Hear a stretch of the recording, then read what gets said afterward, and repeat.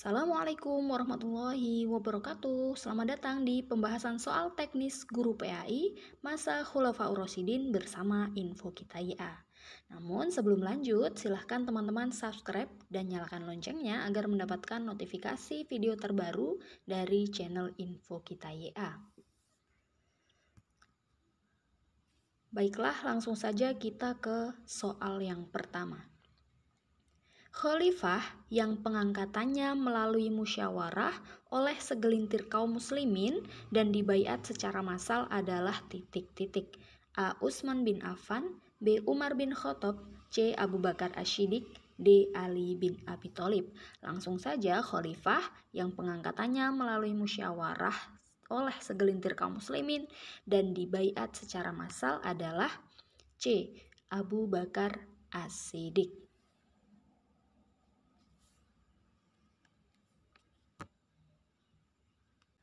Soal selanjutnya, dalam memerangi orang yang murtad dan enggan menaikkan zakat, Abu Bakar menerapkan metode yang disebut A. Metode dakwah bit tadwin, B. Metode dakwah bil yad, C. Metode dakwah bil hal, D. Metode uswatun hasanah. Perlu kita kupas satu-satu. Secara singkat, metode dakwah bit tadwin adalah metode dakwah melalui tulisan. Yang kedua, dakwah bil yad. Yad artinya tangan. Nah, di sini diartikan adalah kekuasaan. Kekuasaannya untuk berdakwah. Atau metode bil yad ini gampangnya adalah sedikit bicara, banyak kerja. Selanjutnya, dakwah bil hal adalah dakwah melalui perbuatan. Yang D, metode uswatun hasanah adalah melalui keteladanan yang baik. Jadi, dalam memerangi orang yang murtad dan enggan menaikkan zakat, Abu Bakar menerapkan metode yang disebut dengan B, metode dakwah bil yad, yakni menggunakan kekuasaannya untuk memerangi orang yang murtad dan enggan menaikkan zakat.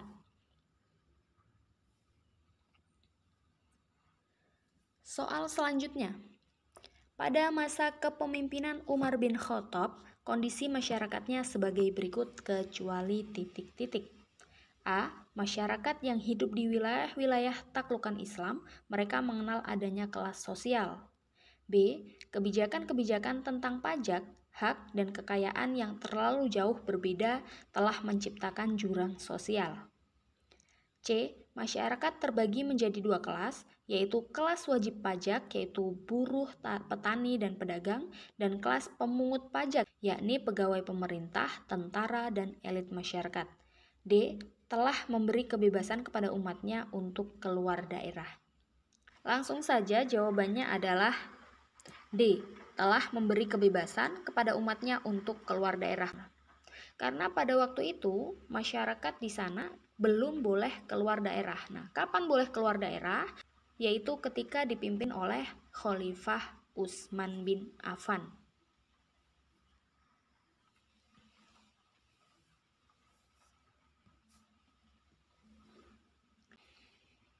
Soal selanjutnya, beberapa lembaga yang dibentuk Umar bin Khattab kecuali A.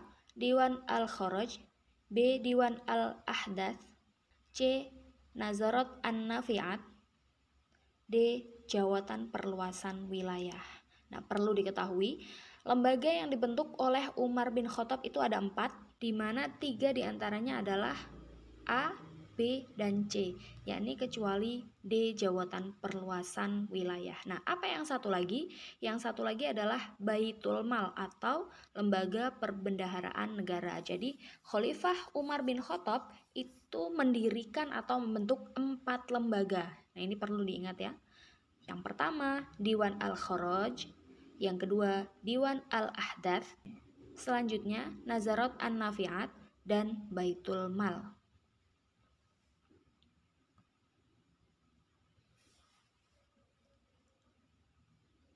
Soal selanjutnya, prestasi Umar bin Khattab dalam perluasan wilayah kecuali A. Menguasai wilayah Palestina, Yordania, dan Syria.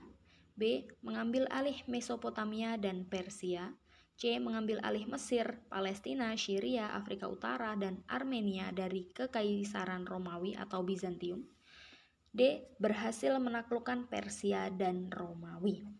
Untuk jawaban B, C, dan D adalah benar, yaitu adalah wilayah yang berhasil dikuasai oleh Umar bin Khattab, atau Umar bin Khattab berhasil memperluas wilayahnya ke wilayah bagian jawaban B, C, dan D. Jadi, prestasi Umar bin Khattab dalam perluasan wilayah itu kecuali A.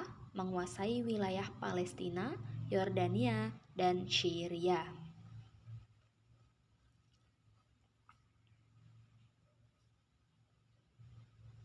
Soal selanjutnya.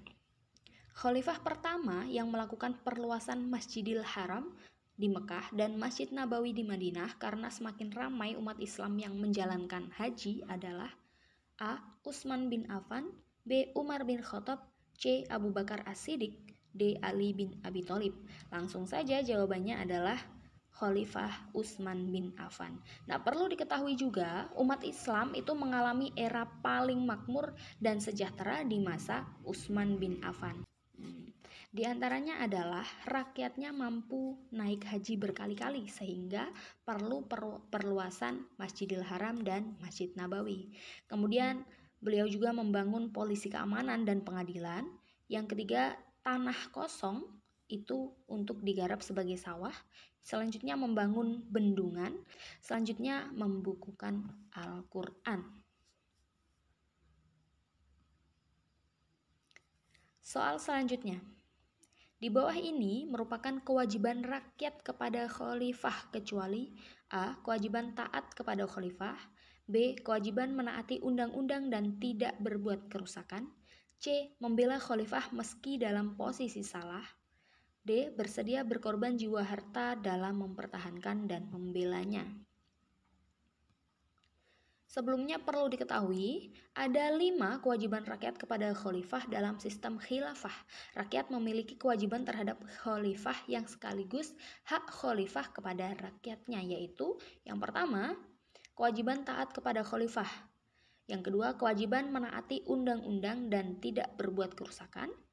Yang ketiga, membantu khalifah dalam semua urusan kebaikan.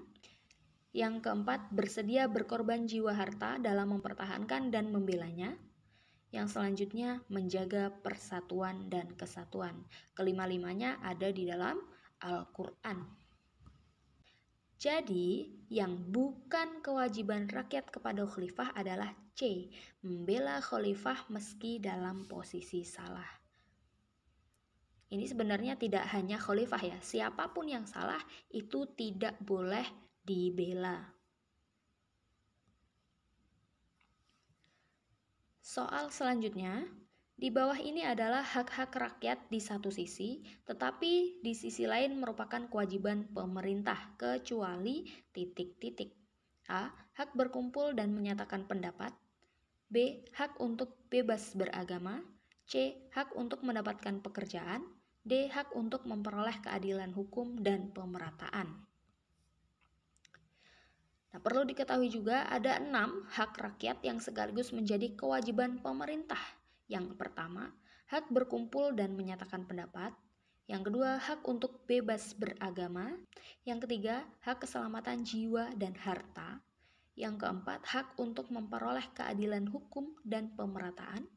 Yang kelima, hak untuk menolak kezoliman dan kesewenang-wenangan. Dan yang terakhir, hak mendapatkan bantuan materi bagi rakyat yang lemah. Jadi, yang bukan hak rakyat adalah C. Hak untuk mendapatkan pekerjaan.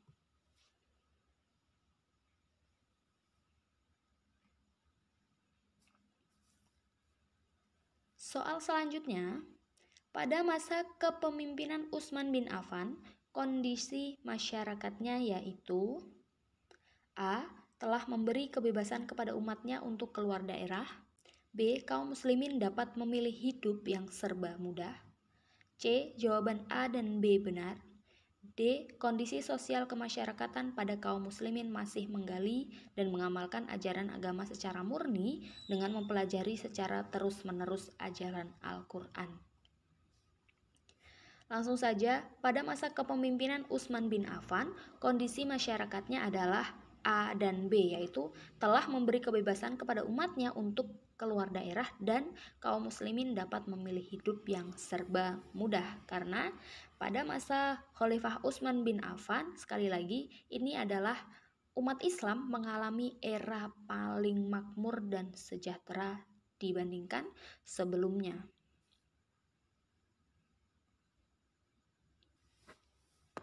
Soal selanjutnya.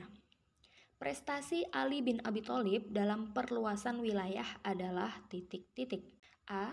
Sungai Efrat, Tigris, dan Amudariyah bahkan sampai ke Indanus. B. Mesir, Palestina, Syria, Afrika Utara, dan Armenia. C. Armenia dan Tripoli. D. Berhasil menaklukkan Persia dan Romawi. Langsung saja, prestasi Khalifah Ali bin Abi Thalib dalam perluasan wilayah adalah A. Sungai Efrat, Tigris, dan Amudariyah bahkan sampai ke Indanus. Nah, soal-soal seperti ini itu perlu dihafal ya teman-teman. Jadi jika kita tidak hafal, maka kita tidak akan ingat. Terima kasih sudah belajar bersama Info Kita ya. Semoga bermanfaat dan semoga teman-teman semua lolos PPPK. Jangan lupa like, komen, share, dan subscribe channel ini agar mendapatkan notifikasi soal-soal lainnya dari channel Info Kita ya. Saya akhiri. Wassalamualaikum warahmatullahi wabarakatuh.